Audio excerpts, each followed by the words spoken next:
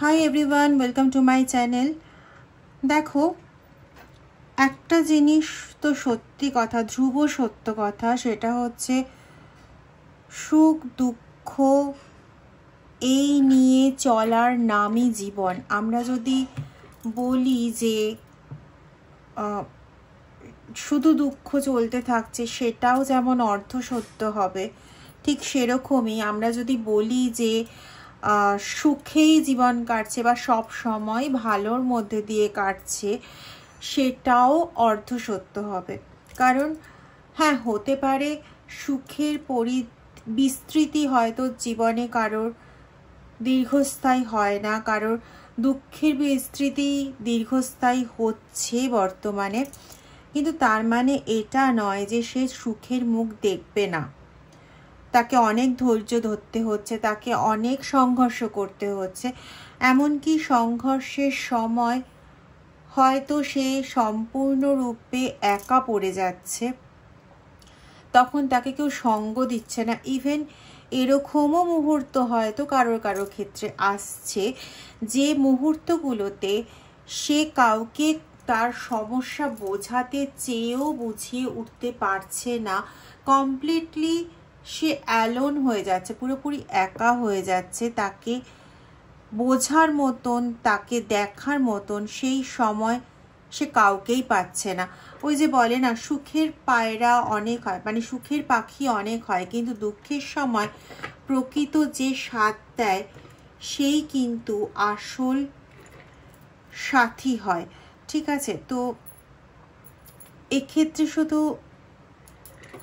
একটাই কথা বলার, হ্যাঁ অনেকেই বলবে এই কথাগুলো দিদি বলছো, কথাগুলো বলা খুব সোজা, কিন্তু এই অনুযায়ী চলা বা জীবনে এই ফেজগুলোকে টানা যে কি দুর্বিষহ, সেটা যে ভোগ করছে সেই জানে। কথাগুলো বলা যায়, বলানো যায় বা বলতে পারা যায়, কিন্তু সহন করা, যে সহন করছে সেই বোঝে। আমি একদমই এর সঙ্গে সহমত। আমি একবারও বলছি না যে এগুলো সহন করা খুব ইজি বা তুড়ি মেরে 1 বছর 2 বছর 3 বছর 10 বছর চলে যাচ্ছে, এটা আমি মোটেই বলবো না। কারণ এমন তো নয় যে আমার জীবন দিয়েও কিছু যায়নি, বা আরও 5 জনের, আমার সামনে দেখা 5 জনের জীবন দিয়েও কোনো দুর্বিষহ অভিজ্ঞতা যায়নি, এরকমটা নয়। যাদের সঙ্গে ডিল করেছি মানে আমি এটা বলতে চাইছি না যে ব্যবসা করেছি, সেটা নয়। আমি বলতে চাইছি এটা যে সমস্ত নতুন নতুন মানুষের যা সমস্যার কথা শুনেছি, সেখানেও তাদের অনেক রকম সমস্যা দেখেছি। যদি কখনো সুযোগ হয় তাহলে, বা যদি প্রসঙ্গক্রমে আসে, তাহলে কিছু তোমাদের সঙ্গে শেয়ার করব।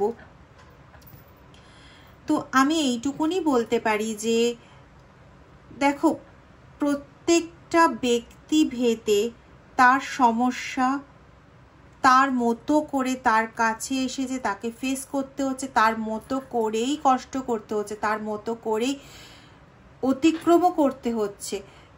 কিন্তু সেই ব্যক্তিটা, সে পুরুষ হোক, সে স্ত্রী হোক, সেই ব্যক্তি কিন্তু সেই জায়গাটা অতিক্রম করছে। কোথাও না কোথাও সে মনে করছে যে সে কিছুই করতে পারছে না, কিন্তু তার মনের জোর বা তার সেই উইল পাওয়ারটা কোথাও না কোথাও একদম দমে গেলেও কিছুটা তো এখনও আছে, কিছুটা এখনও ঈশ্বর আছেন তার পেছনে, না হলে কিন্তু এই দীর্ঘ রাস্তাটা অতিক্রম করতে পারতো না। যাই হোক, এতক্ষণ ধরে আমি যে জিনিসটা বললাম, এটা পুরোটাই আমার ভিশন ছিল, এটা পুরোটাই আমার মন থেকে উঠে আসা কিছু কথা ছিল। তো যাই হোক, এবার চলে আসি চলো রিডিংয়ে। প্রথমে আমি দেখে নিই কী কী সিচুয়েশনের কথা বলা হচ্ছে। তোমরা প্লিজ পজিটিভ থাকো এবং কার্ডের সঙ্গে না তোমাদের এনার্জিটাকে রিলেট করাও, যাতে তোমাদের জন্য বেস্ট পজিটিভ আনসারটা বা best answer for you for your livelihood যাতে চলে আসে গডের তরফ থেকে তোমাদের উদ্দেশ্যে, মেসেজটা যাতে তোমাদের জন্য একদম পারফেক্ট হয় এবং সবচেয়ে ভালো মেসেজটা হয়, যেটাতে তোমাদের সব থেকে ভালোটা হবে, যেটাকে মানলে পরে বা দেখলে পরে তোমাদের সবচেয়ে ভালো হবে। সেরকমভাবে প্লিজ পজিটিভ থাকো এবং কার্ডের সঙ্গে তোমাদের কারেন্ট এনার্জিকে কানেক্ট করাও। যার কাছে এই ভিডিওটা যখন আসবে জানবে যে ঈশ্বরের ইচ্ছা না হলে এই ভিডিওটা কিন্তু তোমাদের সামনে আসতো না। ঠিক আছে, আজকের দিনটা বা যে দিনটা তোমরা এই ভিডিওটা দেখবে সেই দিনটা যদি কোনো কারণে তোমাদের জন্য তোমাদের জীবনে স্পেশাল কিছু হয়ে থাকে, অবশ্যই সুখকর কোনো স্পেশাল কোনো মুহূর্ত হয়ে থাকলে পরে আমার তরফ থেকে তোমাদের জন্য রইল আন্তরিক শুভেচ্ছা। চলো এবার দেখি কি বলতে চাইছে। প্লিজ বি পজিটিভ এবং তোমরা তোমাদের ঈশ্বরকে প্লিজ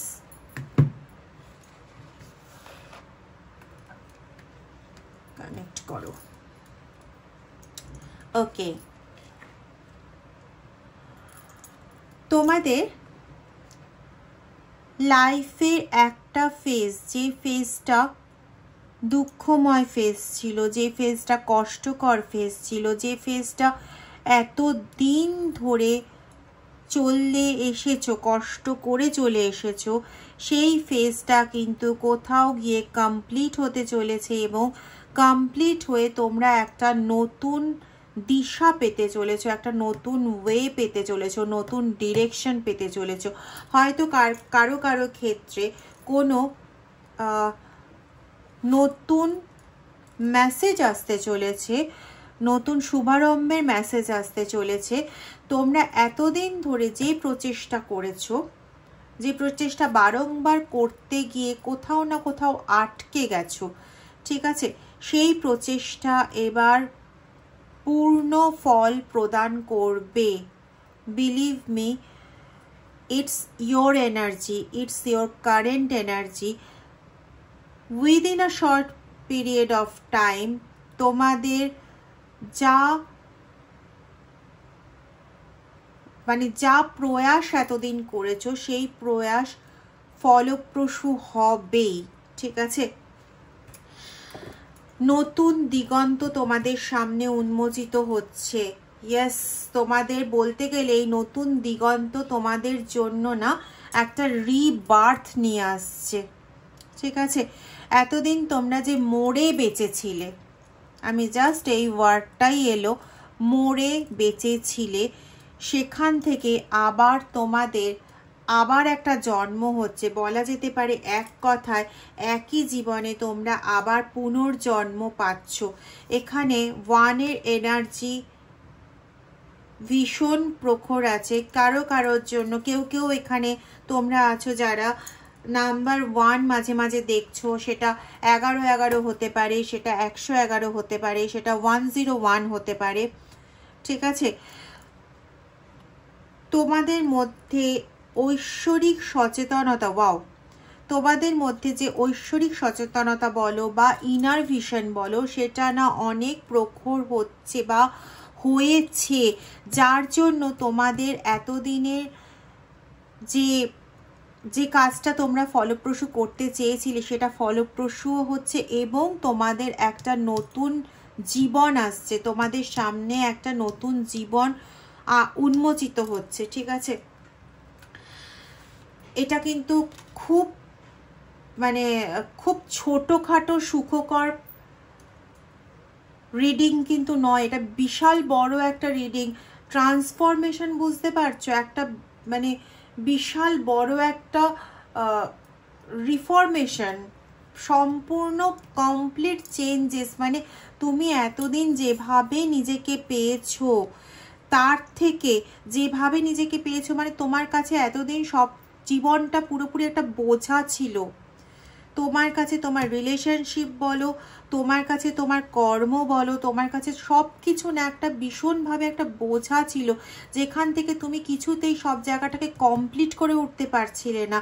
সেই জায়গা থেকে তোমার অ্যাওয়ারনেস, আজকে তোমার নিজস্ব অন্তর্দৃষ্টি জাগ্রত হয়েছে, আজকে সেই যন্ত্রণা পেতে পেতে, এবং তুমি ঈশ্বরের কাছে সবসময় মানে কখনো ঈশ্বরের প্রতি বিশ্বাস তুমি হারাওনি। হ্যাঁ, সবসময় ঈশ্বরের সঙ্গে তুমি একটা কমিউনিকেশনেই থেকেছো।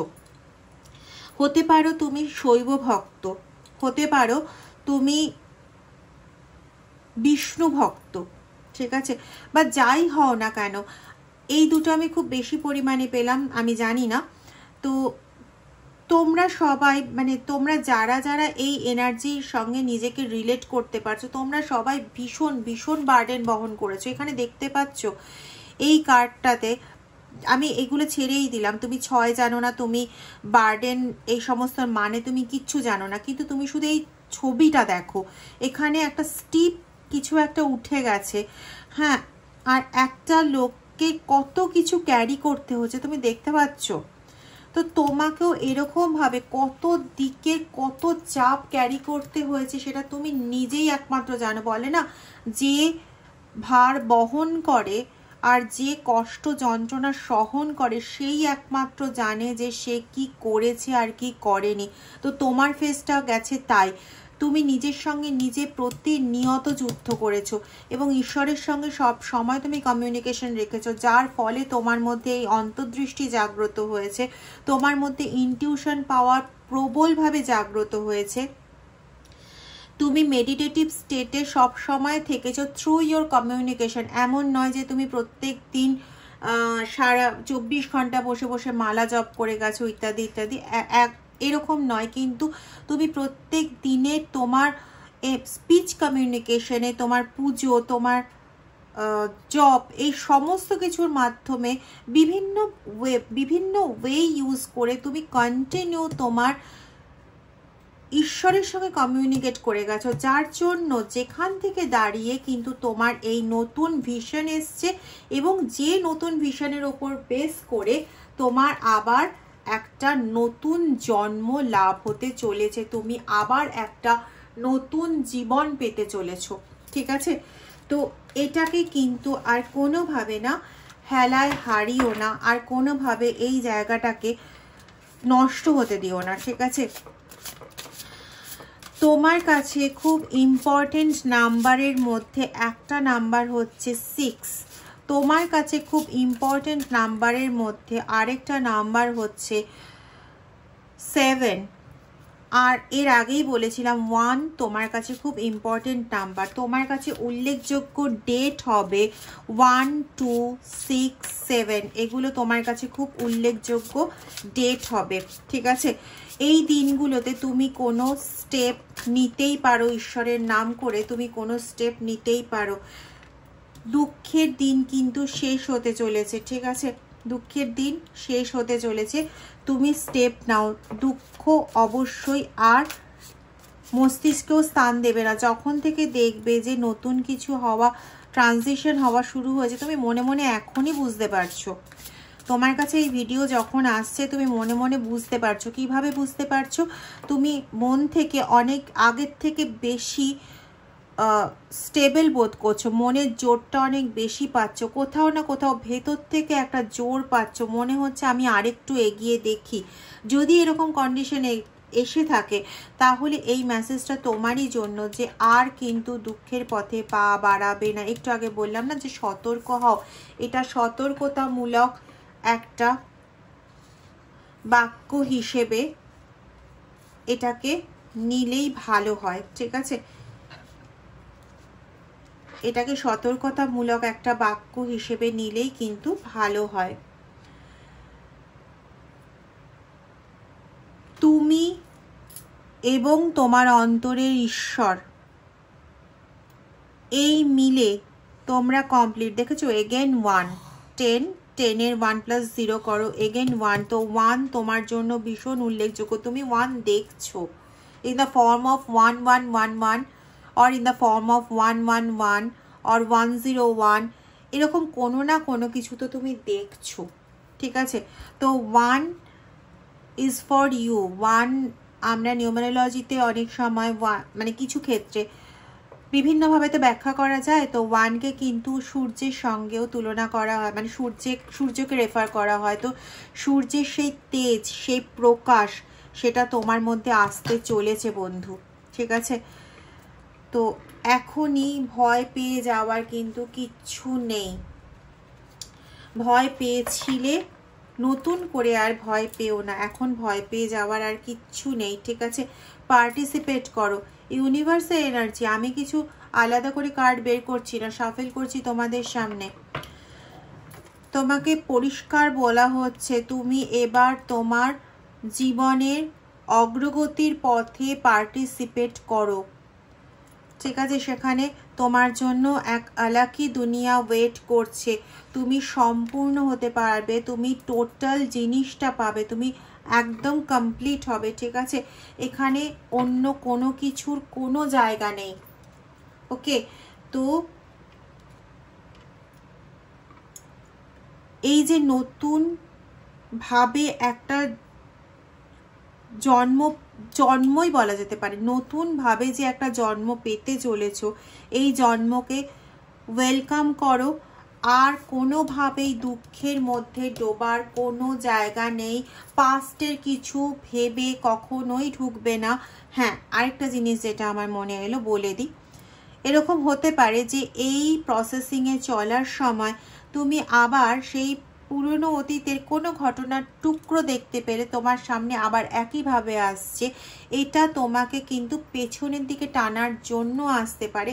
হয় না, দেখবে যখন তুমি কোনো রকম পরীক্ষা দিচ্ছ, তখন তোমার সামনে সেই জিনিসগুলোকে হাজির করা হয় যাতে তুমি আরও বেশি দুর্বল হয়ে যাও। তো ওই দুর্বল হওয়ার জন্য তোমার সামনে কিন্তু কোনো না কোনোভাবে হয়তো অতীতের একটু টুকরো আসবে, বাট সেখানে তুমি কিন্তু দুর্বল হবে না, সেখানে তুমি দুঃখে ভেঙে পড়বে না, তুমি এগিয়ে যাবে, পার্টিসিপেট করবে এবং টোটালিটি তুমি আলটিমেটলি কিন্তু গেইন করবে। আলটিমেটলি সূর্যের উজ্জ্বলতা, সূর্যের সেই প্রকাশ তোমার জন্যই অপেক্ষা করছে বন্ধু। ভালো থেকো আর নতুনকে স্বাগত করো। পুরনোকে নিয়ে বেশি দিন বেঁচে থাকা যায় না, ঠিক আছে? নতুনকে স্বাগত করো বন্ধু, ভালো থেকো।